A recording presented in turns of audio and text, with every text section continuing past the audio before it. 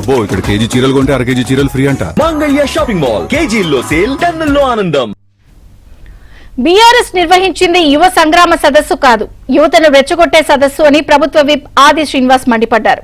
తెలంగాణ ఉద్యమంలో రెచ్చగొట్టి యువత బలిదానాలకు బీఆర్ఎస్ నేతలు కారణమయ్యారని విమర్శించారు. పింక్ పెయిడ్ ఆర్టిస్టులు వికృతంగా మాట్లాడుతూ ఉంటే కేటీఆర్ వాళ్లను అడ్డుకోకపోవడం దారుణమైన ఆగ్రహం వ్యక్తం చేశారు ఆది శ్రీనివాస్.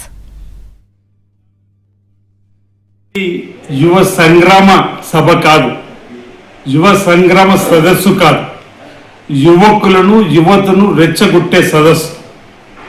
తెలంగాణ ఉద్యమంలో యువతను రెచ్చగొట్టి అనేక మంది బలిదానాలకు కారణమైనటువంటి వాళ్ళు ఓవైపు పెయిడ్ ఆర్టిస్టులతోటి గులాబీకి సంబంధించినటువంటి శ్రేణులతోని సభను నింపేసుకొని ఓవైపు గౌరవ ముఖ్యమంత్రి రేవంత్ రెడ్డి గారు పదవి బాధ్యత స్వీకరించిన తర్వాత నిరుద్యోగ యువతకు సుమారు 70,000 ఉద్యోగాలు కల్పించే సందర్భంలో ఆ 70,000 ఉద్యోగాలు పొందిన యువకుల తల్లిదండ్రుల ఆశీస్సులు అందుకొని ముందుకు పోతూ మరిన్ని ఉద్యోగాలను ఇవ్వాలని చెప్పనేటువంటి లక్ష్యంతో ముందుకు పోతున్న సందర్భంలో అదే విధంగా ఓవైపు రేవంత్ రెడ్డి గారిని, రాహుల్ గాంధీ గారిని ఎండ్రిన్ తాగి చావుమని చెప్పేటువంటి స్పీచ్లు, ఎమ్మెల్యేలను ఇతరత్ర వారిపైన దాడులు జరపాలని చెప్పని స్పీచ్లు ఇస్తున్నటువంటి సందర్భంలో